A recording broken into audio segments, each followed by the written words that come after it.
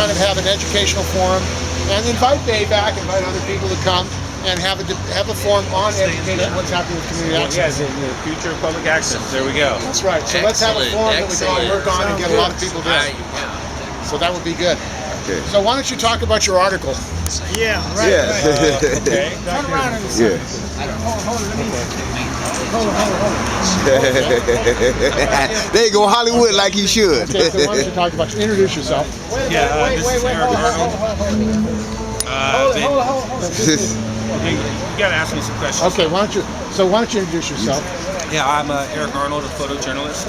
And why would you decide to do this article? What's this article about? Well, I got a fellowship with the Media Consortium and New American Media to do an investigative report on media policy and the impact of media policy on communities. And for months, Tracy Rosenberg from Media Alliance has been telling me that I need to look into what's been happening with public access in San Francisco, and that it's really in a very uniquely difficult situation, which is even more uniquely difficult than the uniquely difficult situation that public access around the country finds itself in.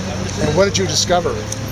I discovered that there was a new model that had been implemented that only worked on paper, and in terms of the reality behind it, it increased the digital divide. It displaced a lot of people, low-income people, seniors, disabled.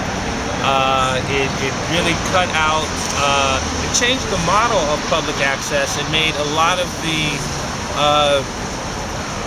reporting that had been done, a lot of the shows that had been able to work under the previous model, some of which were award-winning, some of which were nominated for Emmys and so on and so forth, were no longer able to be possible under the new model.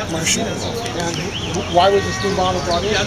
Well, it was brought in because in 2006, the California State Legislature, in their infinite wisdom, passed by 7-0 a bill called the DSCF Act, which it was heavily sponsored by Comcast and AT&T. It was supposed to increase competition, create jobs, and all that other good stuff. But what it actually did was it cut the budgets for public access across the board in California. 45 PEG stations disappeared. In San Francisco, the budget was cut 80%, and that sort of necessitated the city setting out for an RFP, a request for a proposal from a new operator. And what about BayVac? What did they tell you, and what did you learn? What did they tell me? Well, BayVac is an organization that has a history of doing video training and working with community groups. However, they have no prior experience operating a public access station whatsoever. That's not what they do. So when they got when they took over, when they became the operator of Channel 76 and Channel 29, San Francisco's two public access stations, they saw that as something that they could fold into their existing model.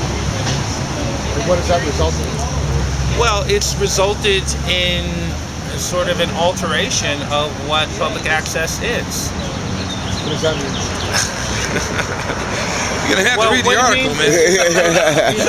If I was going to sum it up in easily digestible soundbite, it would be community access or community media without the community.